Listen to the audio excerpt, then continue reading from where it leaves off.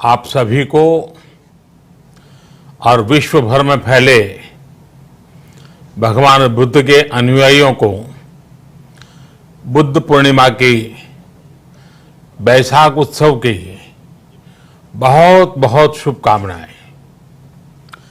ये मेरा सौभाग्य है कि मुझे पहले भी इस पवित्र दिन पर आपसे मिलने, आप सभी से आशीर्वाद लेने का अवसर मिलता रहा है। 2015 और 2018 में दिल्ली में और साल 2017 में कोलंबो में मुझे इस कार्यक्रम से जुड़ने का, आपके बीच आने का मौका मिला था। हां, इस बार परिस्थितियां ही कुछ और हैं, इसलिए आमने सामने आकर के आपसे मुलाकात नहीं हो पा रही है। साथियों, भगवान बुद्ध का वचन है, मनोपुब्बम गमा धम्मा, मनोसेट्टा मनोमया, यानी धम्म मन से ही होता है, मन ही प्रधान है, सारी प्रवृत्तियों का अगुवा है। इसलिए आपका और मेरा मन का जो जुड़ाव है, उसके कारण सशरीर उपस्थिति की कभी उतनी महसूस नहीं होती। आपके बीच आना बहुत खुशी की बात होती, लेकिन अभी हालात हमें वो परमिट नहीं करते हैं और इसलिए दूर से ही टेक्नोलॉजी के माध्यम से आपने मुझे अपनी बात रखने का अवसर दिया। इससे बढ़कर के संतोष और क्या हो सकता है। साथियों, लॉकडाउन की इस विकट परिस्थितियों में भी वर्चुअल बैसाख बुद्ध पूर्णिमा दिवस समारोह, इसके इस आयोजन के लिए अंतर्राष्ट्रीय बौद्ध संघ प्रशंसा के पात्र है। आपके इस अभिनव प्रयास के कारण ही इस आयोजन में विश्व भर के लाखों अनुयायी एक दूसरे के साथ जुड़ रहे हैं।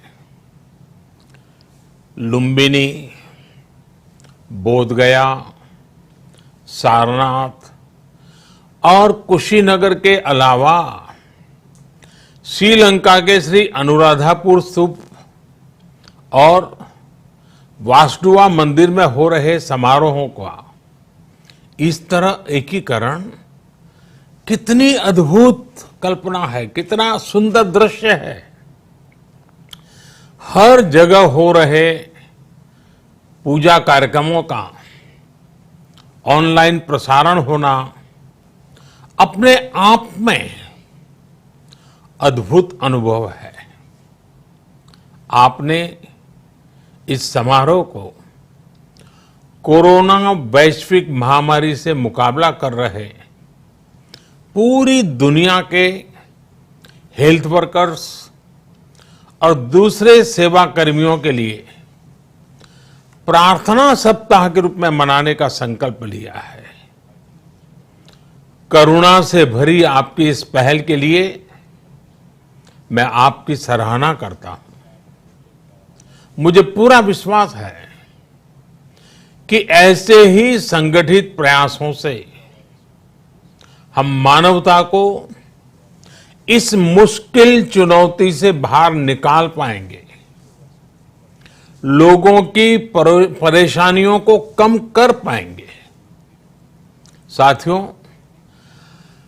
प्रत्येक जीवन की मुश्किल को दूर करने के संदेश और संकल्प ने भारत की सभ्यता को, संस्कृति को हमेशा दिशा दिखाई है। भगवान बुद्ध ने भारत की संस्कृति और इस महान परंपरा को बहुत समृद्ध किया है। वो अपना दीपक स्वयं बने और अपनी जीवन यात्रा में दूसरों के जीवन को भी प्रकाशित करते रहे। और इसलिए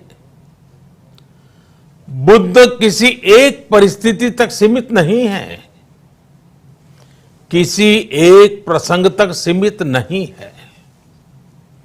सिद्धार्थ के जन्म, सिद्धार्थ के गौतम होने से पहले और उसके बाद इतनी शताब्दियों में समय का चक्र अनेक स्थितियों, परिस्थितियों को समेटते हुए निरंतर चल रहा है। समय बदला, स्थिति बदली, समाज की व्यवस्थाएं बदली, लेकिन भगवान बुद्ध का संदेश हमारे जीवन में निरंतर प्रवाहमान रहा है। ये सिर्फ इसलिए संभव हो पाया है क्योंकि बुद्ध सिर्फ एक नाम नहीं है, बल्कि एक पवित्र विचार भी है। एक ऐसा विचार जो प्रत्येक मानव के हृदय में धड़कता है, मानवता का मार्गदर्शन करता है। बुद्ध त्याग और तपस्या की सीमा है। बुद्ध सेवा और समर्पण का पर्याय है। बुद्ध मजबूत इच्छा शक्ति से सामाजिक परिवर्तन की पराकाष्ठा है। बुद्ध वो है जो स्वयं को तपाकर, स्वयं को खपाकर, खुद को न्योछावर करके पूरी दुनिया में आनंद फैलाने के लिए समर्पित है।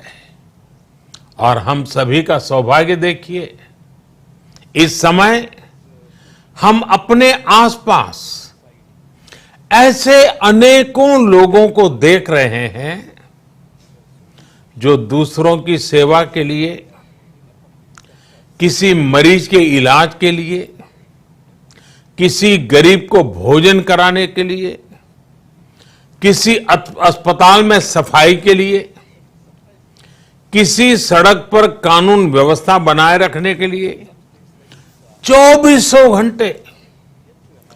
चौबीसों घंटे काम कर रहे हैं।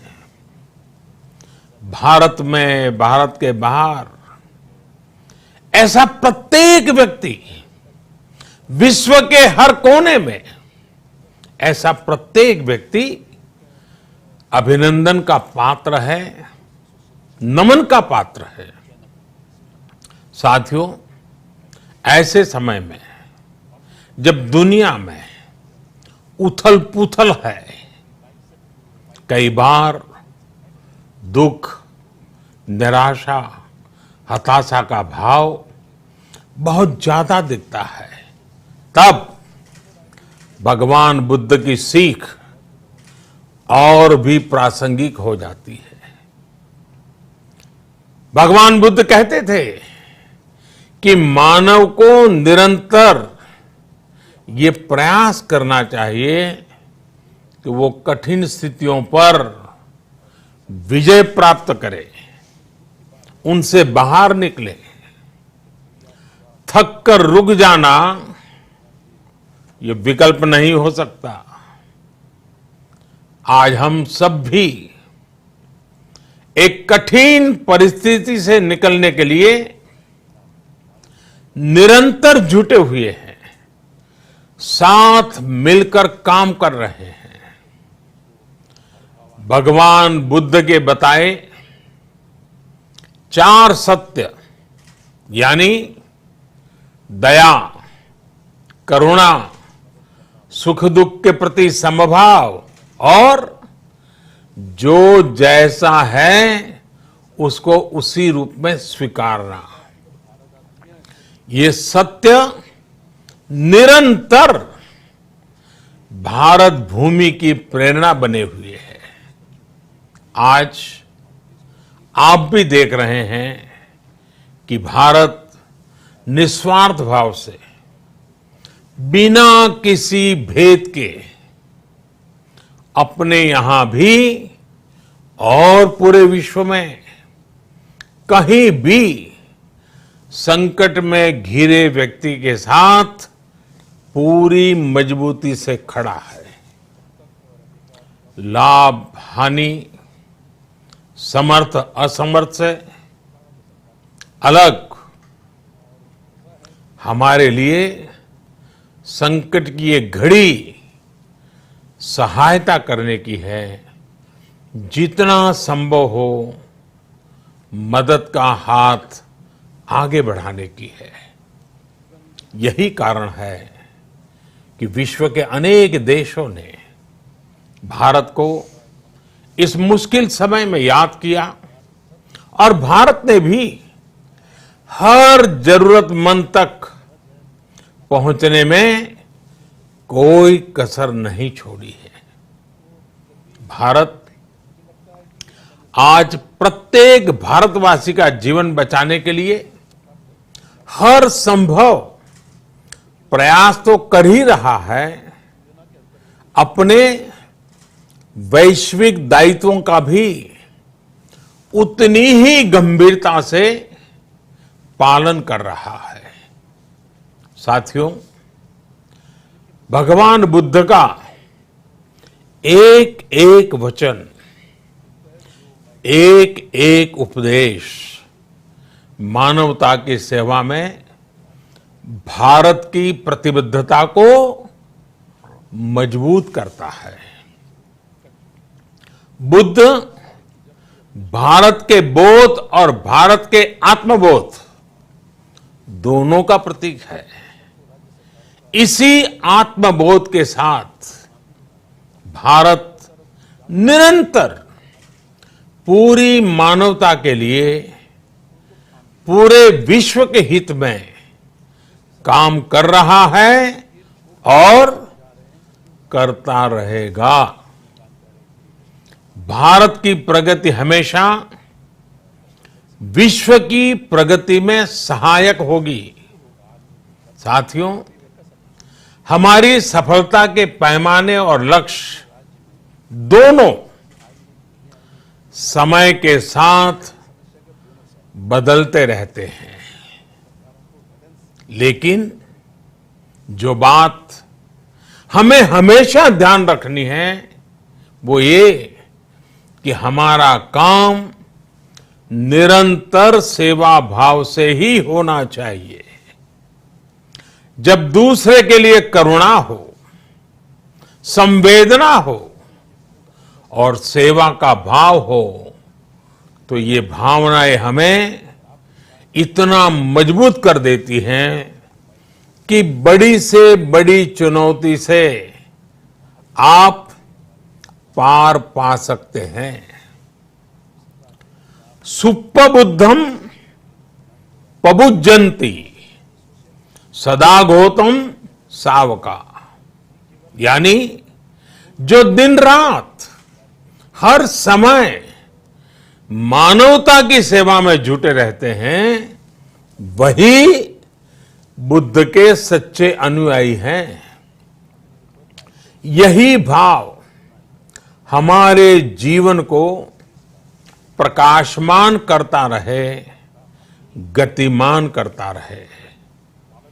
इसी कामना के साथ आप सभी का बहुत बहुत आभार।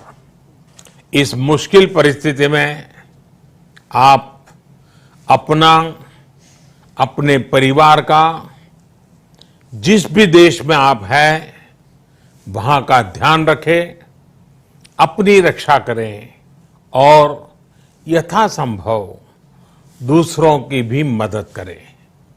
सबका स्वास्थ्य उत्तम रहे, इसी मंगल कामना के साथ मैं मेरी वाणी को विराम देता हूं। धन्यवाद।